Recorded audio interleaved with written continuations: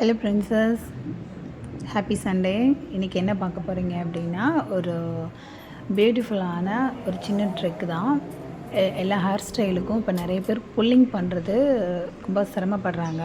So எனக்கு தெரிஞ்ச மெத்தடில் நான் பண்ணுறேன். இது வந்து எப்பவும் போல் அஸ் யூஷுவல் ரேடியல் செக்ஷன் எடுத்துகிட்டு பேக்கில் வந்து ஒரு பஃப் மாதிரி செட் பண்ணிக்கோங்க. அதுக்கப்புறமா ஃப்ரண்ட்டில் இருந்து ஹேரை எடுத்து அந்த ஹேரை பின் பண்ணக்கூடாது. பின் பண்ணாமல் உங்கள் கையில் ஹோல்ட் பண்ணி வச்சுக்கோங்க. ஹோல்ட் பண்ணி வச்சுட்டு ஒரு நல்ல ஷைன் ஸ்ப்ரேவை அடித்து விடுங்க. அது எதுக்குன்னா, ஜஸ்ட் அங்கங்கே களைஞ்சி இருக்கிறத நம்ம செட் பண்ணுறதுக்கு ஸ்ப்ரே பண்ணி விட்டுட்டு, நீங்கள் கையில் பிடிச்சிருக்கீங்க பார்த்தீங்களா, ஸோ அங்கேருந்து மேல் பகுதியில் ஒரு இடமா புல் பண்ணி விட்டிங்கன்னா மேலே எல்லாமே எலும்பி எலும்பி வரும்.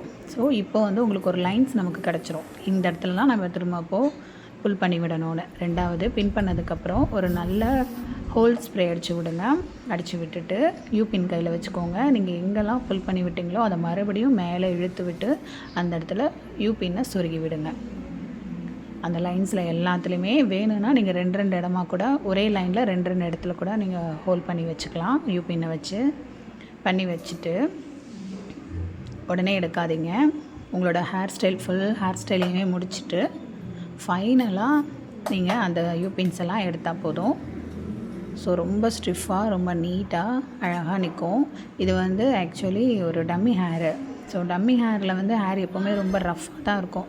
ஸோ இதே விஷயத்த நீங்கள் ஒரிஜினல் ஹேர், அதாவது ஒரு ஃபங்க்ஷன் அப்போது ஒரு பர்சனுக்கு ஒரு கிளைண்ட்டுக்கு பண்ணும்போது ரொம்ப அழகாக இருக்கும். ஸோ எவ்ரி சர்வீஸ் நான் சொல்கிறது தான், கண்டிப்பான முறையில் ஹேர் வாஷ் நீட்டாக பண்ணி கண்டிஷ்னர் போட்டிருக்கணும். ஸோ இந்த மாதிரி விஷயங்கள்லாம் பண்ணும்போது ஹீட் ப்ரொடெக்ஷன் க்ரீம் அப்ளை பண்ணணும். ஸோ ட்ரை பண்ணி கொண்டுட்டு வந்ததுக்கப்புறமா கிளைண்ட்டோட ஹேரை வந்துட்டு நல்லாவே ஒரு அயன் பண்ணி, நீட்டாக ஒரு அயன் பண்ணி நல்ல ப்ராப்பராக ஒரு க்ரிம்பர் பண்ணுங்கள் மிஷின் வச்சு. இதெல்லாம் பண்ணிட்டு தான் நீங்கள் இந்த மாதிரி ஹேர் ஸ்டைல்ஸை ஸ்டார்ட் பண்ணணும். இப்படி பண்ணும்போது ஹேர் ஸ்டைல்ஸ் வந்து ரொம்ப நீட்டாக இருக்கும். ஸோ ஃபினிஷ் பண்ணி முடிச்சதுக்கப்புறமா மறுபடியும் நீங்கள் ஹோல் ஸ்ப்ரே எடுத்து ஸ்ப்ரே பண்ணி விட்டுருங்க.